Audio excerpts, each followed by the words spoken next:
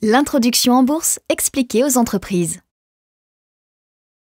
Quand une entreprise s'introduit en bourse, elle ouvre son capital en vendant une partie de ses actions à des investisseurs.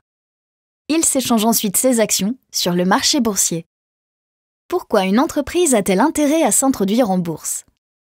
Tout d'abord, c'est un moyen pour elle d'accéder à une nouvelle source de financement en s'adressant directement à des investisseurs. Ainsi, elle peut financer ses projets sans avoir besoin d'emprunter auprès d'une banque. De plus, cela permet de connaître à combien le marché évalue l'entreprise. Enfin, c'est aussi le moyen pour elle de bénéficier de divers avantages fiscaux. Quelles étapes l'entreprise doit-elle franchir avant d'être cotée en bourse? L'entreprise doit d'abord choisir l'intermédiaire en bourse qui va l'accompagner dans cette opération, ainsi que les prestataires qui vont réaliser son audit organisationnel, juridique et financier, l'évaluation de son patrimoine et la communication auprès des salariés et des investisseurs.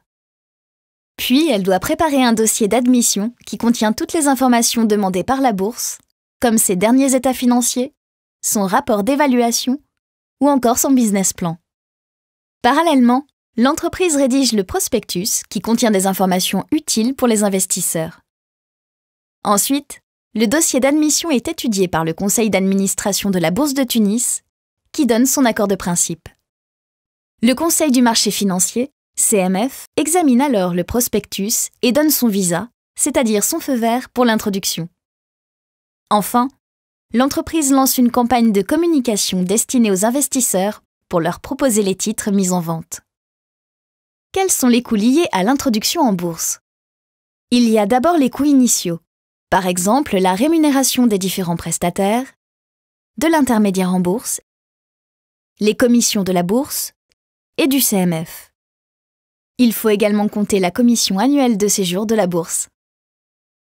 La bourse offre aux entreprises une alternative aux prêts bancaires. En contrepartie, ces entreprises ont l'obligation de mettre à la disposition de leurs investisseurs toutes les informations susceptibles d'influencer le prix de leurs actions.